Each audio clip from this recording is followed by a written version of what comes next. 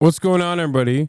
I hope everyone's having a fantastic evening, afternoon, pre-noon, no matter where you are in the world. I'm Hassan Piker, and this is the HASANABI broadcast coming to you live from sunny California, Los Angeles, folks. We're live and alive, and I hope all the boys, girls, and MBs. Well, it's not actually sunny. I lied.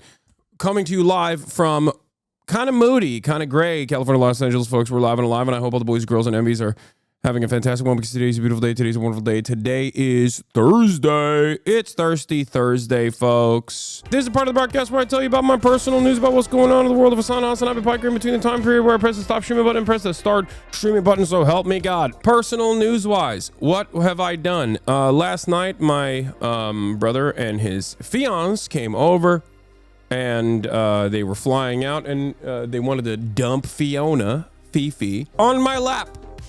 That's right. I'm taking care of Fifi. I'm taking care of Fifito alongside Kaya, as always. And so I just hung out with them. They watch the fucking dumbest TV shows. It's my favorite. They watch 9/11. There's a show called 9/11, and then another, like, not 9/11, sorry, 911. What's the other one, Mom? Rookie. And let me tell you, I'm going to do a sit down one of these days, and I'm going to do a synopsis of that side of the world of like normie TV shows, because oh my Lord, is it like the funniest Copaganda? It's like Copaganda for libtards, though. It's not like incredibly reactionary. It's very obviously made by liberals, and it's made for consumption of liberals. It's really interesting, like, where the characters are gay. There's like Indian dudes, black dudes, whatever. It's like multicultural, right? But then it's interesting because, like, there are moments where you get the feeling where it's Copaganda. What do I mean by this? It's not even like Brooklyn Nine-Nine. It's way more overt Copaganda than that. I think it's like why woke is still relevant and why woke is not dead, by the way. I have this attitude that I think it's woke Copaganda, but it's like, on the one hand, it keeps liberals loving the cops and the police. That's the reason why they have like tremendous reverence and respect for the police. But I think it's also keeping like right-wingers in the South or whatever, like the wine moms that watch this shit, woke as hell when it comes to like not dunking on gay people, not dunking on trans people, like not being misogynistic. Like, I'm not even kidding. It is very Kamala core. I think it's amazing. I loved it. I loved like watching it while I was playing Kingdom Come Deliverance in the background. It's very, very, very interesting. Like the world view that they describe, that they keep promoting in these shows. What I mean by that is this: the Copaganda side is nefarious, is insidious, and it's like kind of secret. Rookie episode starts. This is the last episode of The Rookie. So if you watch it, you've probably seen this already. Rookie is, doing their regular rounds, right? They're on patrol. His lieutenant or whatever tells him, there's a guy, this one's your case. You're going to handle this case. The case in and of itself is simply that some douchebag in Los Angeles has parked in a red zone to grab a cup of coffee. Who amongst us hasn't done that? Cops pull up in front of them, also in the red zone, get out of the car. They say, hey, sir, you can't park here. The guy goes, and he's an asshole. The person that they're talking to is an asshole. He goes, what do you mean I can't park here? I'm just getting a cup of coffee. I'm going to be a couple minutes. I'll be out of your way in a second. He goes, doesn't matter how long the stay. You can't stop in the red zone. So then the asshole character says exactly what I think and sometimes will say to cops. He goes, oh yeah? If I can't park here, why can you park here? Why are you allowed to park in the red zone? And the sergeant goes, what are you going to do about it, rookie? So the rookie takes the cop car and drives it all the way up the hill and parks it in an appropriate parking spot. He runs back to a sergeant, and right at that moment, they get a call, an emergency call, because danger is afoot. You won't say shit to them. That's so funny. You have not seen me around cops. This is something that I've talked about before, but it's kind of, I'll give you a Kingdom Come Deliverance example. If you have high enough like nobility, if you have high enough charisma and you're wearing noble garb, when the city guards come to you, you can just be very stern with them and they'll say, oh, sorry. Like if you say, oh, who do you think you're talking to? I'm nobility. And the guys will be like, sorry, sir, I mistook you for someone else. There is in my personal experience, there has been like an attitude shift in the way that law enforcement treats me from when I was dead ass broke to the situation to the financial situation I'm in now. So no, you're wrong. If you are rich, if you are at least like presenting yourself as rich, if you know how to talk, cops are permanent bootlickers because they ultimately know that you're the guy who's paying their salary and that they're conditioned into thinking, oh, well, I have to protect this guy. He's rich. I swear to God. And also I'm not black or brown presenting. So that's the other side of this where like I'm white enough to be able to get away with it. Now, this doesn't mean that they're not going to fuck you up. Depends on what kind of day the cop is having. But I've been able to dice roll and pass the fucking skill check numerous times at this point. Rich privilege Lamau? Yes, of course. The entire society is designed to privilege the rich. That is literally what is, that's the whole point. Okay, rookie comes back.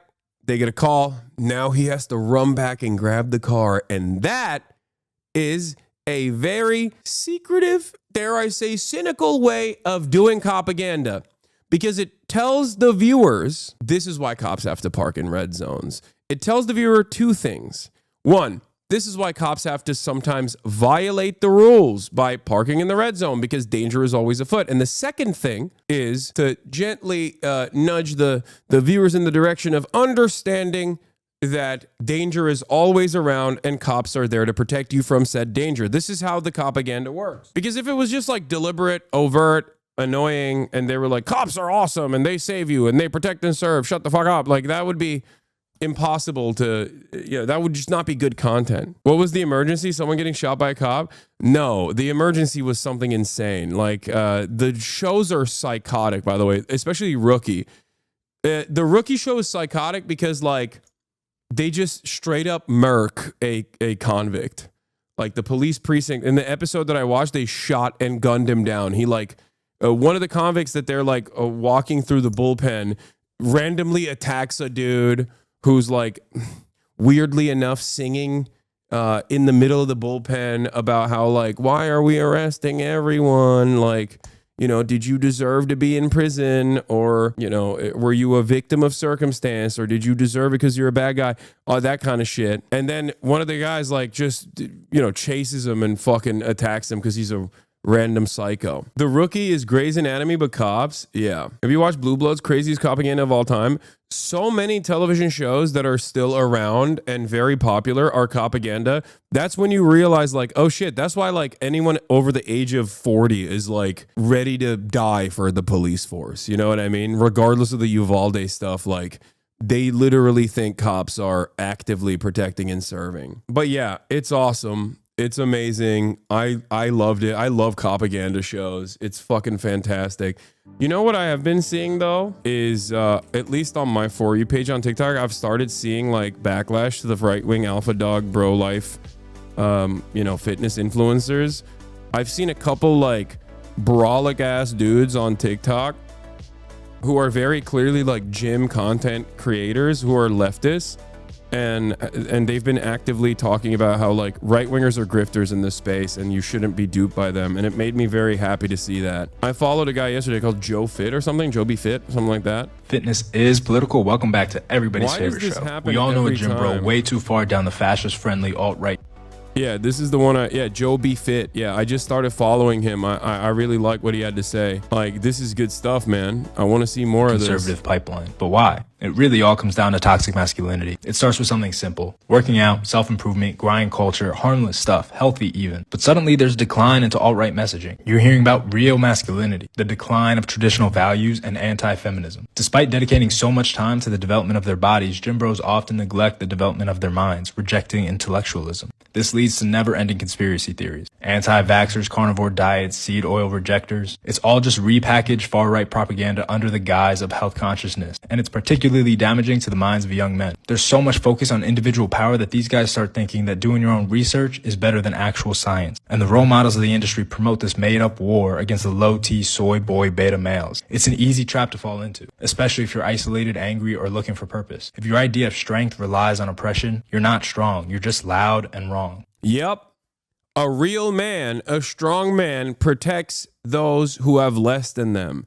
A real man, a real alpha, a real strong person does not bully those who are weaker than them, does not bully the vulnerable, does not hurt the vulnerable. And it's really insane to me that the coward's way out for many right-wing content creators is to basically present yourself as above others by actively targeting those who have no defenses. I don't like that. And I think that there is a positive and healthy approach to all of this. And I'm glad that there are content creators who are doing that right now. And you can use it, you can describe it with like simple terms anyway. Yeah, a person of character protects those who cannot protect themselves. I don't know how we became so much more cynical as a society. I don't know how we became so disgusting, where vice signaling is seen as a virtue now, where people unironically feel as though it is virtuous and brave to be a fucking asshole, okay? Stop punching down. Punching down is not alpha behavior. Punching down is not what real men do. When you think about it, even in like movies and whatnot, like think about the characters in movies that are positive figures that are created in fiction and works of fiction. They're not fucking like bullying the weak. It's super, super basic stuff. What are we doing?